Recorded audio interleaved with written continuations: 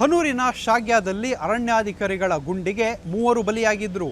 ಅರಣ್ಯಾಧಿಕಾರಿಗಳು ನಡೆಸಿದ ಈ ಎನ್ಕೌಂಟರ್ ಬೆನ್ನಲ್ಲೇ ಅರಣ್ಯ ಇಲಾಖೆ ಮತ್ತೊಂದು ಮಹಾ ಎಡವಟ್ಟನ್ನು ಮಾಡಿಕೊಂಡಿದೆ. ದಕ್ಷಿಣ ಕನ್ನಡ ಜಿಲ್ಲೆ ಸುಳ್ಯ ತಾಲೂಕಿನ ಐವರ್ನಾಡು ಗ್ರಾಮದ ಬಂಗಮಲೆ ಎಂಬ ಅರಣ್ಯ ಪ್ರದೇಶದಂಚಿನಲ್ಲಿರುವಂತಹ ಕಾಡಂಚಿನ ಗ್ರಾಮ ಏನಿದೆ, ಇಲ್ಲಿಗೆ ಒಂದು ಕಾಡಾನೆ ಬಂದಿರುತ್ತೆ. ಕಳೆದ 2-3 ದಿನಗಳ ಹಿಂದೆ ಆ ಕಾಡಾನೆಯನ್ನು ಅರಣ್ಯಕ್ಕೆ ಅಟ್ಟಬೇಕು ಅನ್ನೋ ಕಾರ್ಯಾಚರಣೆಯನ್ನು ಅರಣ್ಯ ಇಲಾಖೆ ಸಿಬ್ಬಂದಿಗಳು ಮಾಡ್ತಾ ಇರ್ತಾರೆ.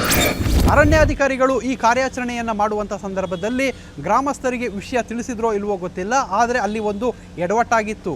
ಅರಣ್ಯಾಧಿಕಾರಿಗಳು ಪಟಾಕಿಗಳು ಬೇರೆ ಬೇರೆ ಐಟಮ್ಗಳನ್ನು ಇಟ್ಕೊಂಡು ಆ ಒಂದು ಕಾಡಾನೆಯನ್ನು ಕಾಡಿಗಟ್ಟುವಂಥ ಕೆಲಸವನ್ನು ಮಾಡ್ತಾಯಿದ್ರು. ಈ ಸಂದರ್ಭದಲ್ಲಿ ಇದ್ದಕ್ಕಿದ್ದಂತೆ ಒಂದು ಜೋರಾದ ಗುಂಡಿನ ಶಬ್ದ ಕೇಳಿ ಬಂದಿತ್ತು. ಆ ಗುಂಡನ್ನು ಹಾರಿಸಿದ್ದು ಅರಣ್ಯಾಧಿಕಾರಿಗಳು, ಅರಣ್ಯ ಇಲಾಖೆ ಸಿಬ್ಬಂದಿಗಳು ಎಲ್ಲರೂ ಕೂಡ ಸೇರಿ ಆ ಗುಂಡನ್ನು ಹಾರಿಸಿದ್ರು. ಈ ಗುಂಡಿನ ಬುಲೆಟ್ನ ಚೂರೇನಿದೆ ಅದು ಹಾರಿದ್ದು ಓರ್ವ ರಾಘವ ಪ್ರಭು ಅಂತೇಳಿ ಬೈಕ್ನ ಸವಾರ ಏನಿದ್ರು ಅವರು ಹೋಗ್ತಾ ಇದ್ರು, ಅವರ ಕಾಲಿಗೆ ತಗುಲಿತ್ತು. ಅದೇ ರೀತಿ ಇನ್ನೊಂದು ಬೈಕ್ನಲ್ಲಿ ಹೋಗ್ತಾ ಇದ್ದಂಥ ಧನರಾಜ್ ಎಂಬುವರ ಮೇಲೂ ಕೂಡ ಹಾರಿತ್ತು. ರಾಘವ ಪ್ರಭು ಏನಿದ್ದಾರೆ ಅವರ ಕಾಲಿಗೆ ಆ ಗುಂಡಿನ ಆ ಚೂರುಗಳು ತಗುಲಿದ್ರಿಂದ ತೀವ್ರವಾಗಿ ಗಾಯಗೊಂಡಿತ್ತು. ಅವರನ್ನು ಸ್ಥಳೀಯ ಆಸ್ಪತ್ರೆಗೆ ದಾಖಲಿಸಲಾಯಿತು.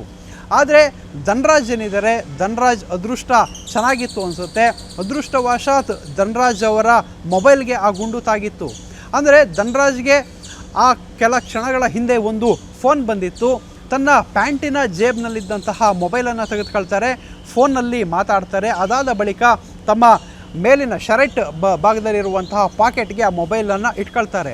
ಅದಾದ ಕೆಲವು ಕ್ಷಣಗಳಲ್ಲಿ ಈ ಗುಂಡು ಹಾರುತ್ತೆ. ಗುಂಡಿನ ಬುಲೆಟ್ನ ಒಂದು ಚೂರು ಅವರ ಮೊಬೈಲ್ಗೆ ತಾಗುತ್ತೆ. ಮೊಬೈಲ್ ಸಂಪೂರ್ಣವಾಗಿ ಜಖಮಾಗುತ್ತೆ. ಮೊಬೈಲ್ ಇಲ್ಲ ಅಂತ ಹೇಳಿದರೆ ಆ ಒಂದು ಗುಂಡು ಧನರಾಜ್ ಅವರ ಹೃದಯವನ್ನು ಸೀಳಿರುತ್ತಾ ಇತ್ತು.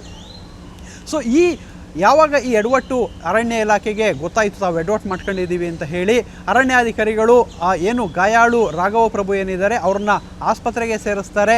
ಆಸ್ಪತ್ರೆಗೆ ಸೇರಿಸಿ ಅವ್ರ ಹತ್ರ ರಿಕ್ವೆಸ್ಟ್ ಮಾಡ್ತಾರೆ, ಈ ಪ್ರಕರಣ ಸಂಬಂಧಪಟ್ಟಂತೆ ಯಾವುದೇ ರೀತಿ ದೂರನ್ನು ಕೊಡಬೇಡಿ, ನಮ್ಮಿಂದ ಆಗಿದೆ ತಪ್ಪು, ನಾವು ಚಿಕಿತ್ಸೆಯನ್ನು ಕೊಡಿಸ್ತೀವಿ ಅಂತ ಹೇಳಿ ಅರಣ್ಯಾಧಿಕಾರಿಗಳು ಹೇಳ್ತಾರೆ. ಅರಣ್ಯಾಧಿಕಾರಿಗಳೇ ಚಿಕಿತ್ಸೆ ಕೊಡಿಸಿರೋದ್ರಿಂದ ರಾಘವ ಪ್ರಭು ಅವರು ಸುಳ್ಯ ಪೊಲೀಸ್ ಠಾಣೆಗೆ ದೂರನ್ನು ಕೊಟ್ಟಿಲ್ಲ, ಪ್ರಕರಣ ಕೂಡ ದಾಖಲಾಗಿಲ್ಲ. ಧನರಾಜ್ ಅವರ ಮೊಬೈಲ್ ಜಖಮಾಗಿತ್ತು, ಯಾವುದೇ ರೀತಿ ಗಾಯ ಆಗಿಲ್ವಲ್ಲ, ಸದ್ಯಕ್ಕೆ ಬದುಕಿದೆ ಅಂತ ಹೇಳಿ ಅವರು ತಮ್ಮ ಮೊಬೈಲನ್ನು ರಿಪೇರಿ ಮಾಡಿಸ್ಕೊಂಡು ಅವರು ಕೂಡ ಕಂಪ್ಲೇಂಟನ್ನು ಕೊಟ್ಟಿಲ್ಲ. ಇದರಿಂದಾಗಿ ಅರಣ್ಯ ಇಲಾಖೆಯ ಈ ಎಡವಟ್ಟು ಸದ್ಯಕ್ಕೆ ಯಾವುದೇ ರೀತಿ ಹೊರಗಡೆ ಏನು ಇಶ್ಯೂ ಆಗಿಲ್ಲ.